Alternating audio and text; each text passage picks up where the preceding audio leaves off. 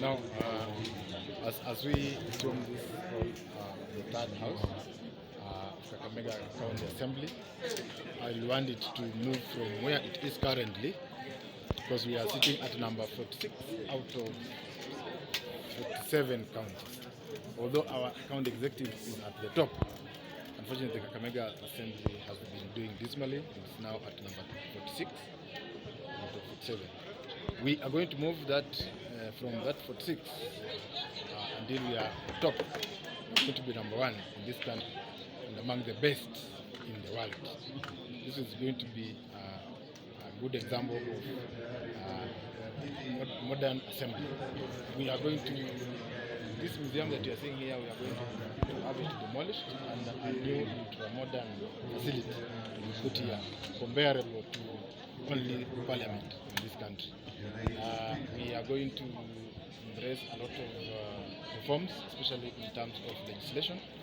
We are going to have a full-fledged department in bill drafting, which will assist members so that they are able to present bills from the assembly, as opposed to having bills which are from the executive. And this is going to be, we are going to revamp the bill drafting department and the legal department so that we shall have a vibrant legislation from this house. Also on oversight, we are going to be very vigilant on the issue of oversight, which is the role of the county assembly, and we are going to make it to the top in terms of oversight. And on representation, we are also equally going to empower our members so that they are able to represent their constituents at the ward level and the entire Kakamega County in such a manner that we are at the tops. Maybe one more question here. We remember that in the first term of Governor Paranya, there was ward fund. In the second term, it was actually scrapped. When the Governor Baraza came in place. Now, you see, we are in the era of devolution. Devolution cannot be complete until, unless we reach the ward level.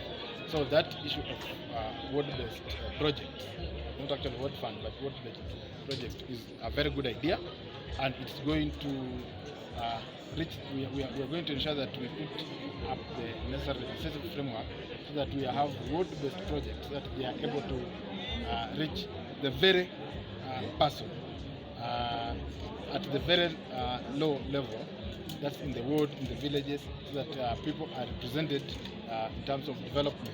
We are going to see citizen fora, which will be established in the law to ensure that before a project is started, we have the full public participation, so that they say we want this road to be from A to B, and we want this street light to be at this town and not this other, so that everything will be actually based from the very grassroots, so that we realize the fruits of devolution.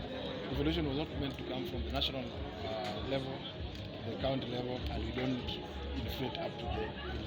For us to have meaningful development and meaningful oversight, we have to go up to the very root. Maybe finally from my side.